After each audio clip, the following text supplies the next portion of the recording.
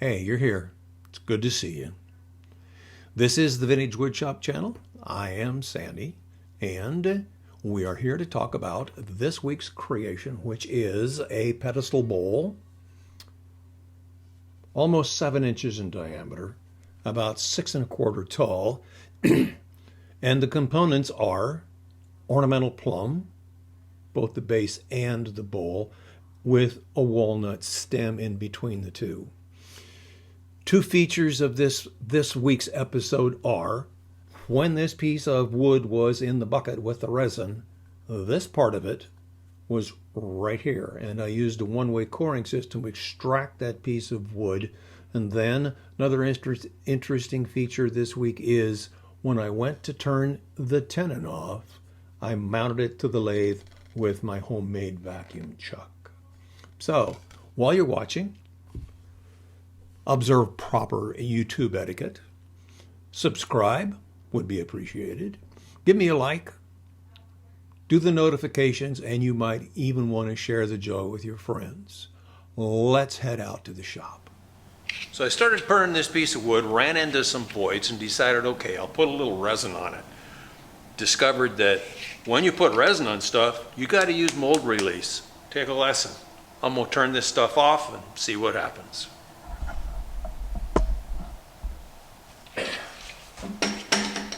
Getting this mounted up in one-way talon.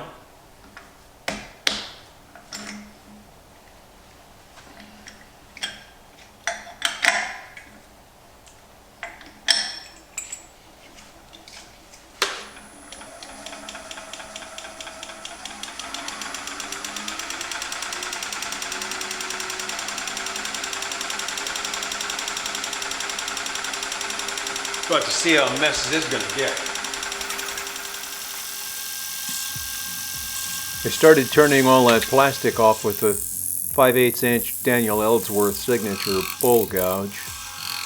Once the bulk of it was turned off, I could see on the very bottom the reason that it didn't release. The bottom of the bucket was really glued on nice and tight to the bottom of the bowl. That piece eventually peeled off.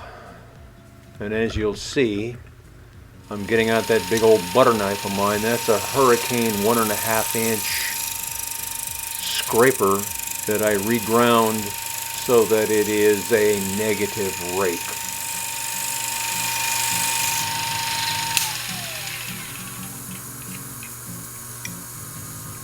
I'm going to bring you in closer so you can see how pretty this wood is. This is a piece of ornamental plum that is actually burled.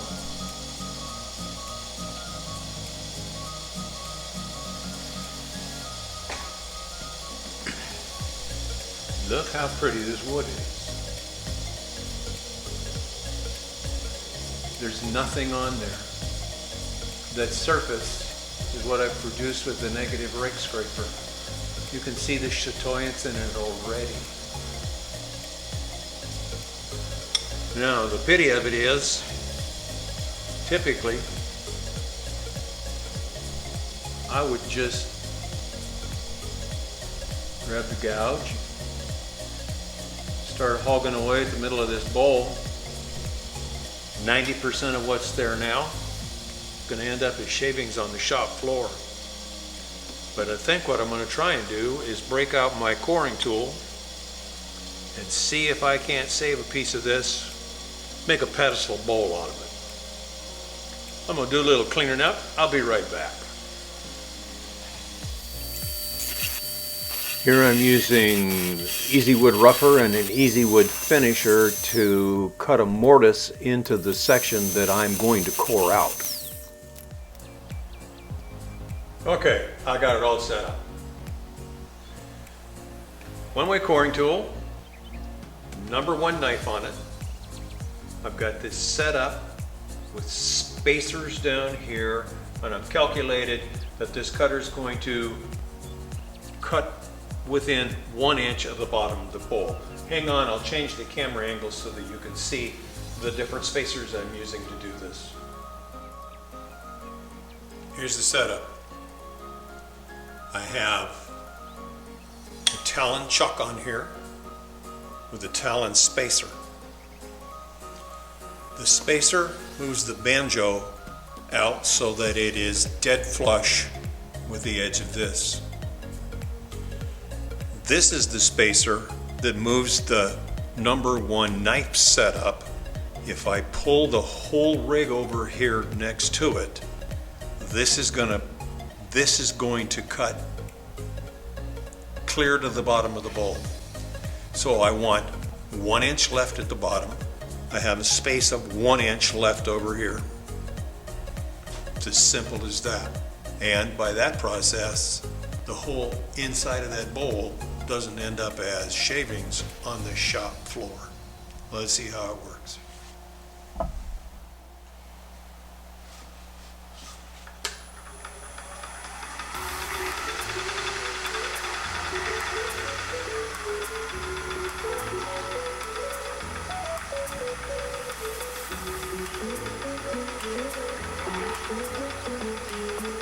Got the lathe going at about 385.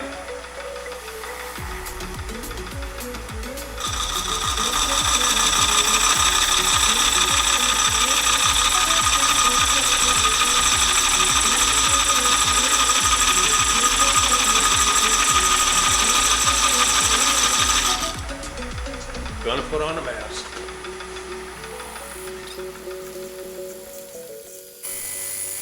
Okay, the video speed set for a warp 5. You just saw me pull the live center up to the bowl. This one-way system is designed so that you can do that once you have the knife a little ways into the bowl blank. Genius system. When you get to the point where this thing's going in to the top of the curve, it's time to put this in the slot to hold this up.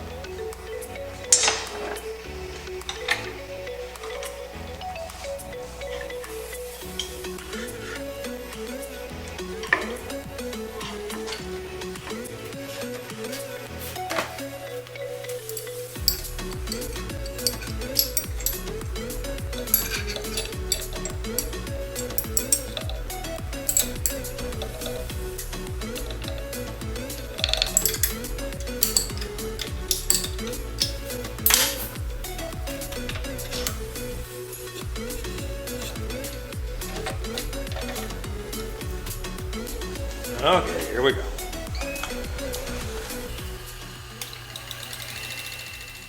Now I have the knife support inserted so that it will support the knife all the way to the bottom of the bowl, and as it progresses closer to the center, you'll hear the sound change, and watch.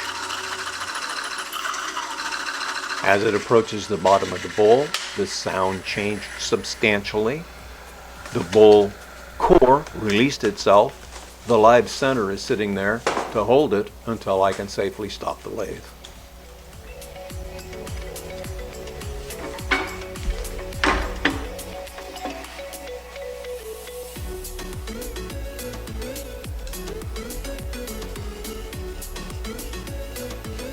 And that's what would have ended up on the shop floor as shavings. Not only that, the bowl is almost done on the inside. Too cool. Okay, got everything all sharpened up. Starting off with the David Ellsworth Signature 5/8 bowl gouge sweat bag.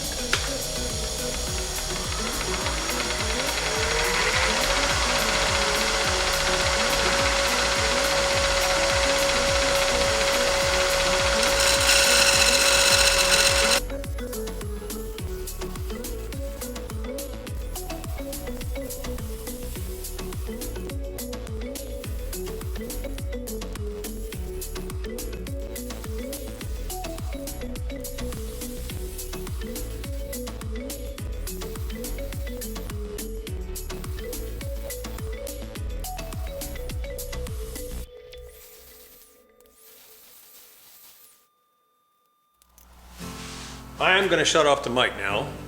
It's about to get dusty. I am going to sand from 80 grit up through 320.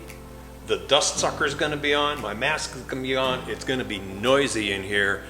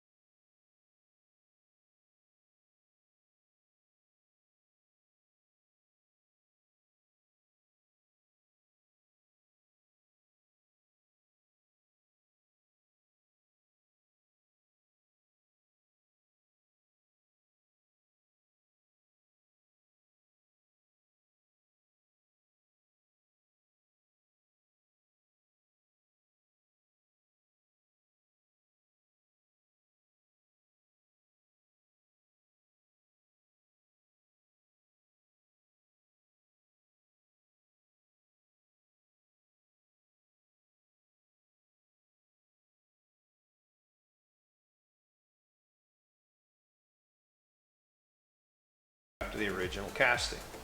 After I finished the coring, before I did the coring, I spun a hole in here so I'd have some way of attaching it to my Talon chuck when I decided to work on it. That's where I'm going now.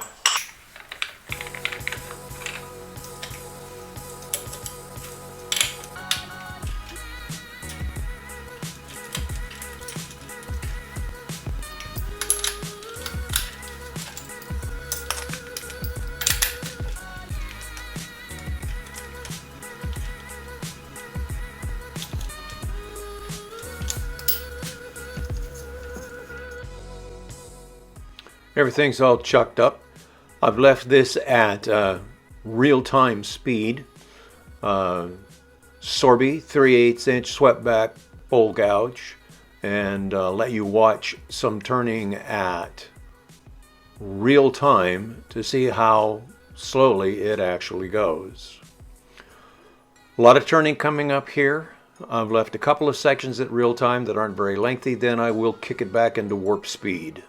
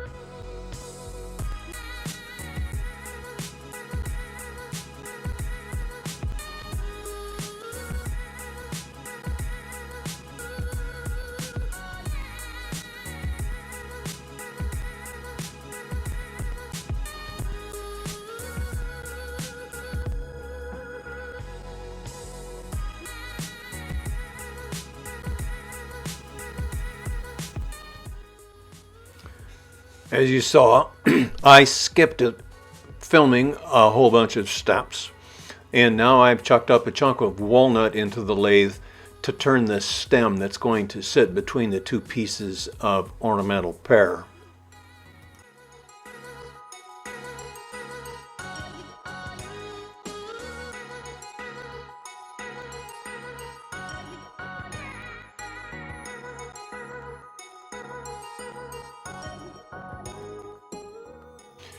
All the same sanding processes from 80 grit to 320.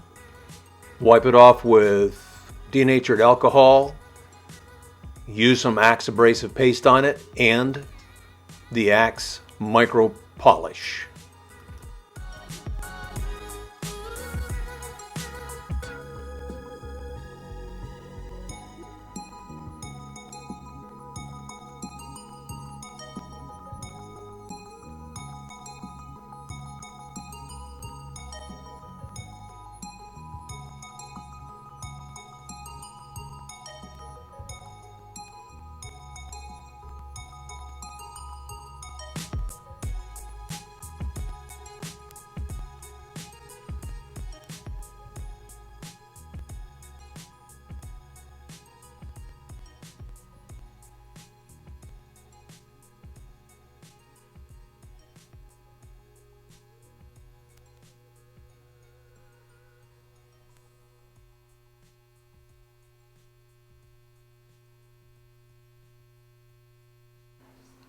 This is the adapter that will allow me to reverse mount my chuck. I'm going to replace the Talon chuck with a vacuum chuck so that I can turn off the tenon.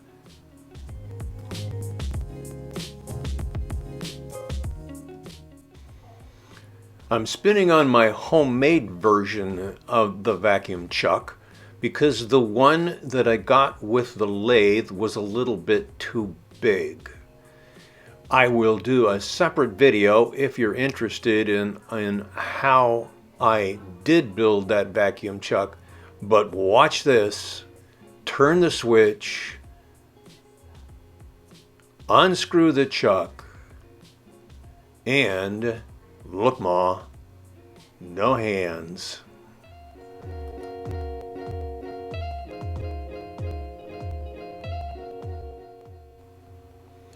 I am going to bring the live center back up just for the sake of safety.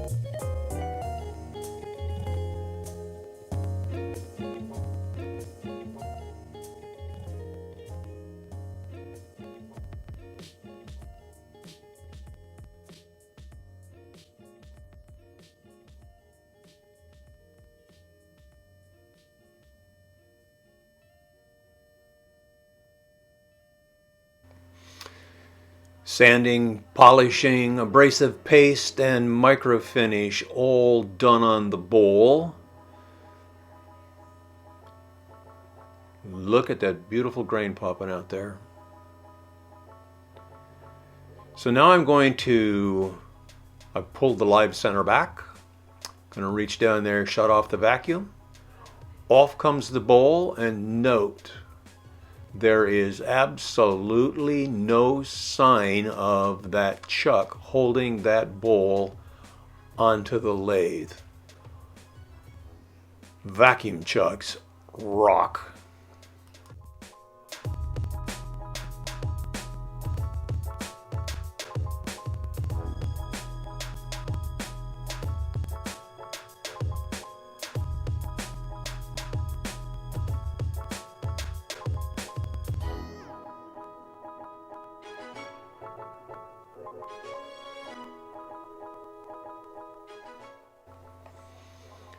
All that remains to do is some fine tuning on the tenons on either end of the stem so that they will nice and snugly fit the mortises I've cut on each of the other two components.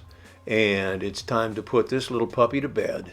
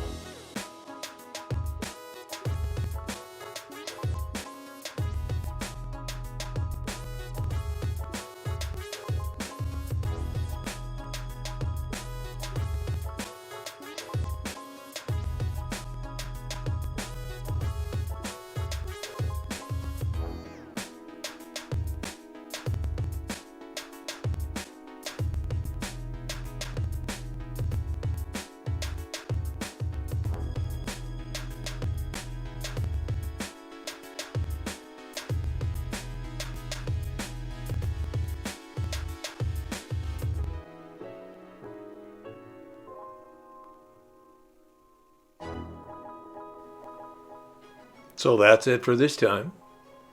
Before we meet again, remember, strap on that tool belt, get out to the shop, and find the beauty that Mother Nature left inside that piece of wood for you.